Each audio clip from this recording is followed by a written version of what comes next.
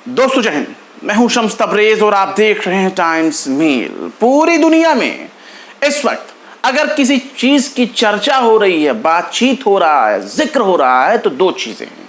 पहला तो ईरान के सदर और दूसरा नेतन्याहू का गिरफ्तारी वारंट। जी हाँ दोस्तों, ईरान के सदर इब्राहिम रईसी के अचानक हुए इस इंतकाल के बाद, उनके फौत हो जाने के बाद जिस तरह से पूरी दुनिया में एक कॉन्स्पिरेसी थ्योरी तैयार की जा रही है, षड्यंत्र की बात की जा रही है, उन तमाम मामलों से इतर अगर इजराइल की बात की जाए तो इजराइल में गजबी हाल है।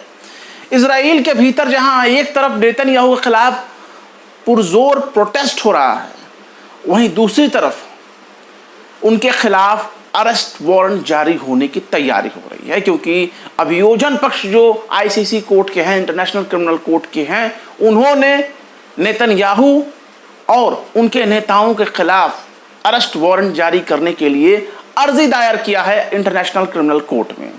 इस मामले में हमास के भी 3 नेताओं के खिलाफ अरेस्ट वारंट जारी करने की गुजारिश की गई है, लेकिन सबसे ज्यादा सीने पर सांप लूट रहा है अमेरिका और इसराइल के, क्योंकि इजराइल जो कुछ भी कर रहा है वो सब कुछ अमेरिका के ही इशारे पर हो रहा है।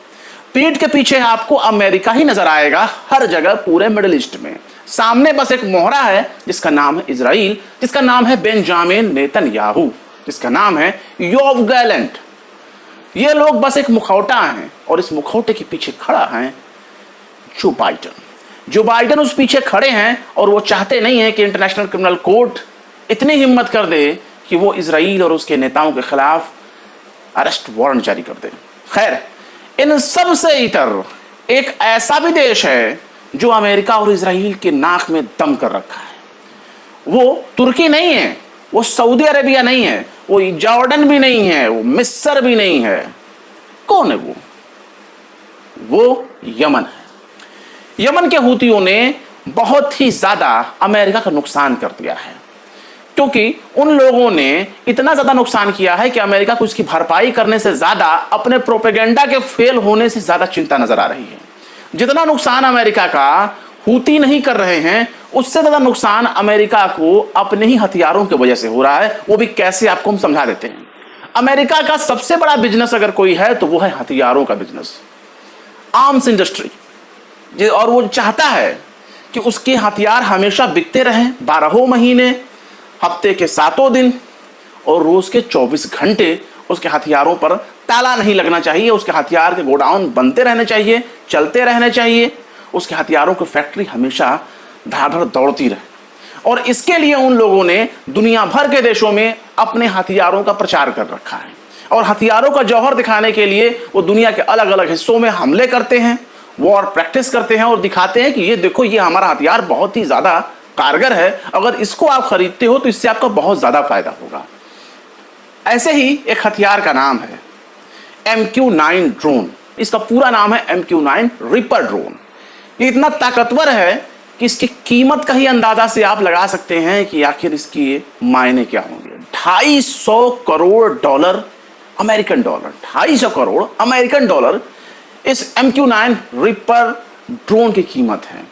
इसमें किसी कर्मचारी को बैठाने की जरूरत नहीं है, इसमें किसी पायलट के बैठने की जरूरत नहीं है, इसमें अलग से कोई डायरेक्शन देने की जरूरत नहीं होती। जो कुछ भी होता है बाकायदा 2 लोग दूर बैठकर ही मॉनिटर कर सकते हैं और वो जहां चाहें वहां इस MQ-9 ड्रोन के जरिए हथियारों की बौछार कर सकते हैं, गोला बारूद गिरा सकते हैं, किसी भी देश में कहीं भी अटैक कर सकते हैं। और सबसे खास बात, इन लोगों के पास MQ-9 रिपर ड्रोन के जरिए एक ऐसी ताकत है कि ये दुश्मन की निगरानी भी कर सकते हैं, किसी को पता भी नहीं चलेगा।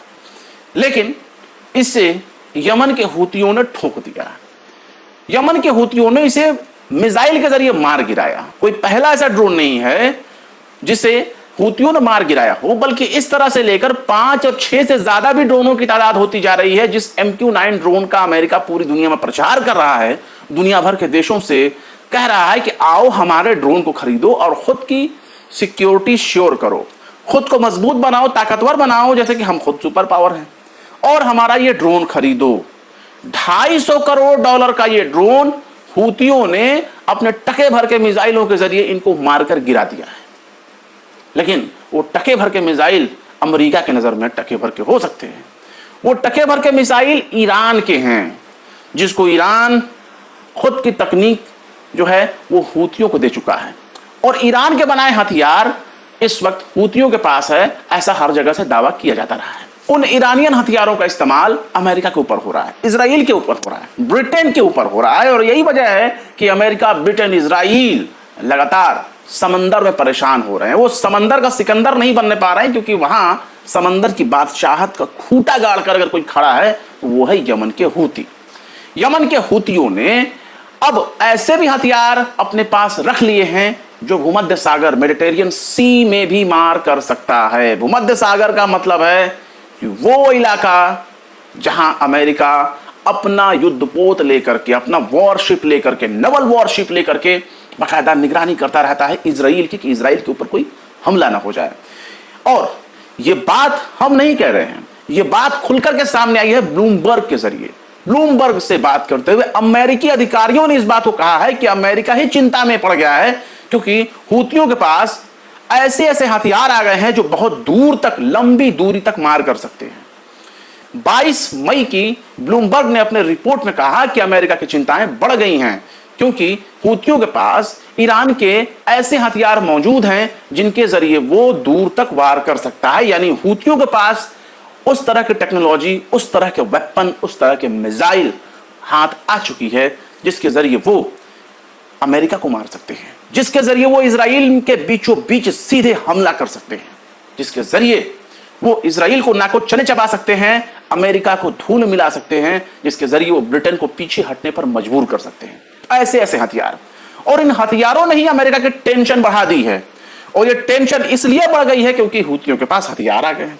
ये हथियार कहां से आए, वो तमाम अलग अलग तरह से अंदाजे कयास लगाए जा सकते हैं, लेकिन माना यही जाता है कि वो ईरान के ही हथियार हैं। दूसरी बात यह है कि अमेरिकी अधिकारियों ने बकायदा ब्लूमबर्ग से नाम न छापने की शर्त पर ये सारी चीजें बताई हैं, और ये बताई है कि यमन वैसा नहीं है जिसको लोग समझ रहे हैं, हूती वैसे नहीं है जिससा लोग समझ रहे हैं, दुनिया समझ रही है। और यही वजह है कि अमेरिका के लीडरशिप में एक नवल टास्क फोर्स है जो अक्सर यमन के हूतियों पर अटैक करती रहती है। जनवरी से ही हमला हो रहा है, और यमन के हूतियों के ठिकाने पर यमन में हमले कर रहा है अमेरिका, करवा रहा है अमेरिका, और अमेरिका के साथ जो ब्रिटेन है, ये सब कर रहे हैं।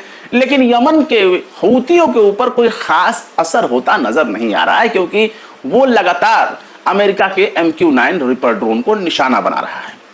ये वो ड्रोन है जिसके जरिए हथियार ले जाया जा सकते हैं, मिसाइल ले जाया जा सकता है, और 1800-1900 किलोमीटर दूर तक ये ड्रोन उड़ान भर सकता है एक ही जगह से ऑपरेट होते हुए। लेकिन एक नहीं, दो नहीं, तीन नहीं, चार नहीं, 5 नहीं, बल्कि 5 से ज्यादा MQ-9 रिपर ड्रोन को हूती ठोक रहे हैं, मार रहे हैं, उनके टुकड़े बिखेर रहे हैं। और सबसे मजेदार बात यह है कि हूती ये वही दावा नहीं कर रहे हैं, बल्कि इनको ठोकते हुए, इनके ड्रोन को मारते हुए, मिसाइल दागते हुए, और इनके ड्रोन को सीधा हमला करते हुए, ड्रोन को गिरते हुए, और ड्रोन को टुकड़े टुकड़े होते हुए, और उनके टुकड़े में आग लगते हुए तमाम नज़ारे कैमरे में कैप्चर कर रहे हैं, और उन तमाम दृश्यों को, उन तमाम सीन्स को इंटरनेट पर जारी कर रहे हैं, और ये समझा रहे हैं कि हम सिर्फ कह नहीं रहे हैं बल्कि पूरी दुनिया को दिखा रहे हैं।